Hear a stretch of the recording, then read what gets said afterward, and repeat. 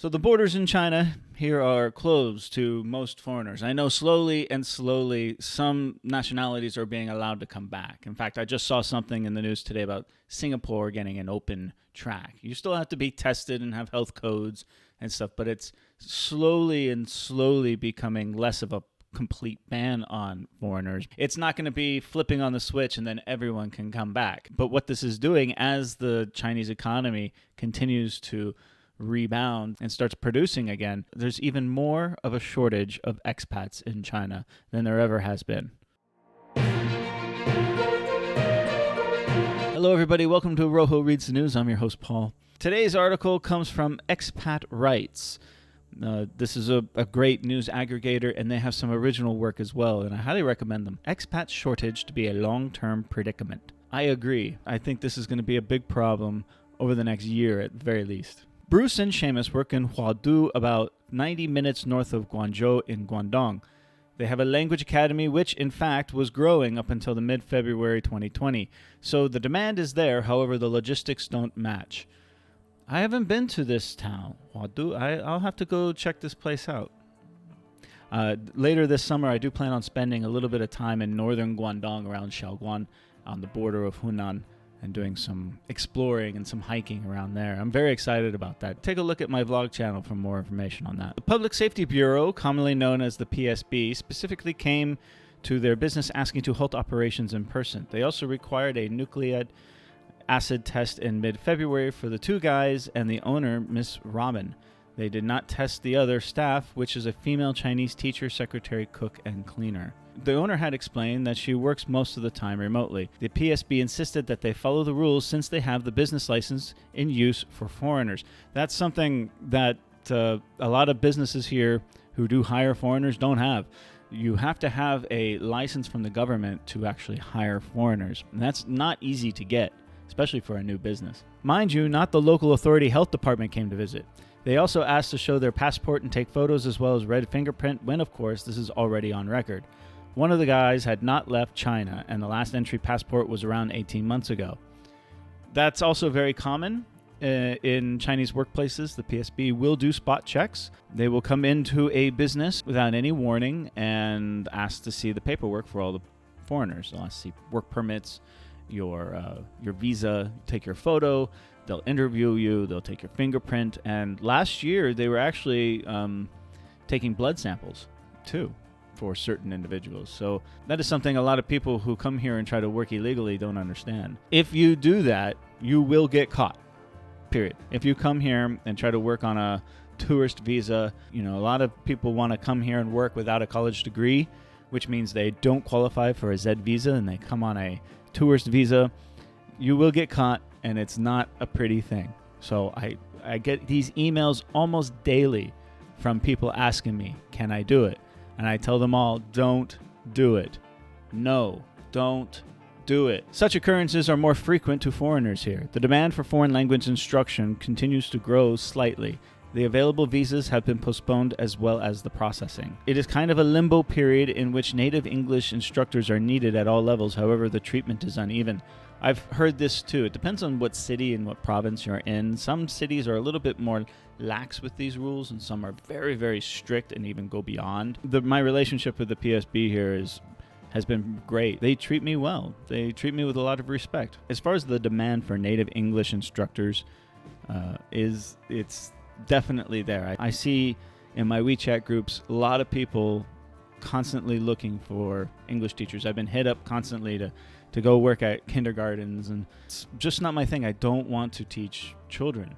It's not my thing. I prefer to teach adults. So that's why I work at the university. But I have a colleague here. He was on holiday when the pandemic struck. It was Spring Festival. So he was out of the country, and now he's stuck. He's stuck in England, and he can't come back because of the travel ban. And his residence permit has expired, and he cannot renew it because he's not here. So when and if he comes back to China, he was going to have to reapply for a new Z visa, which is time-consuming and difficult, and that's only after they allow people from England to actually apply for the Z visa. So he might be gone for quite a while, to be honest. So is the plight to stay? Kindergartens are open with the students either online or following social distancing. Mike from Ontario works at one in Kunming. He says that the staff is required to attend work, however, there are no students there. They are not currently hiring, but he sees that his co-worker, Rebecca, will leave after her contract expires in August, granted if she can get a flight and if the borders are open at that time. A recruiter from Panda Time has stated his assumptions and believes with the timeline below. So this is Grant. Every day there are many teachers outside China, including those who have valid teaching contract but now got stuck outside China, asking us when China's borders restrictions will be lifted. I consulted with my friend at the National SAFEA. He is very pessimistic about this. He guesses this might be postponed until end of next year. End of next year. So the end of 2021 is when we might see some of these restrictions come in. You know, I think I agree with that. It might be that long. It depends on how everything is going on outside of China. Anyway, one important point is the borders might be open gradually, starting with the countries where the virus is not that serious, which will pose slight danger. That's true. They've already began the process of opening up borders to South Koreans, some Germans, and Singaporeans, but it's not just hop on a plane and come here. There are additional steps and testing that you need to take in order to qualify to get into the country. For the English native countries, I think South Africans will be the first to be allowed into China in the near future between the end of June and the end of August. Americans and Britons might have to wait until next year. I disagree with this. I think South Africans had an easy path over the last year to come. There was a big boom in South Africans coming to teach English here, but it's shut down, and because of what's going on in Africa, I don't think South Africans will be on that list soon. I really don't. Americans and Britons, definitely not. We're probably going to be one of the last ones allowed to come and go. However, please judge for yourself and plan your visit well ahead. Good luck. Popular websites for ESL also leave the adverts up, but do not give a beginning employment date. That's true. The recruitment of English instructors is big business here. And they're advertising like crazy. I see it in my news feeds. I see it.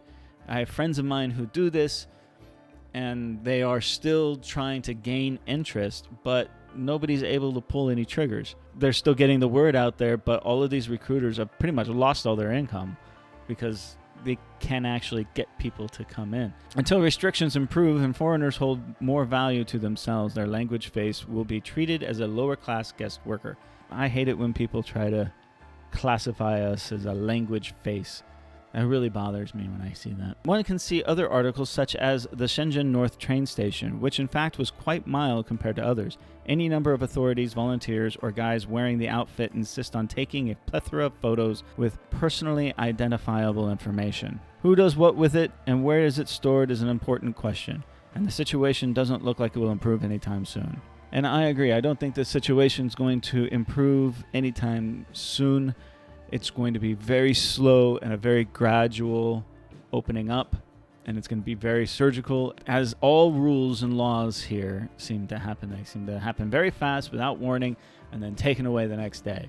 So you really have to watch the news and be on top of the current situation if you want to find a window to get into the country. To be honest with you, I think that most people are going to have to wait a very long time.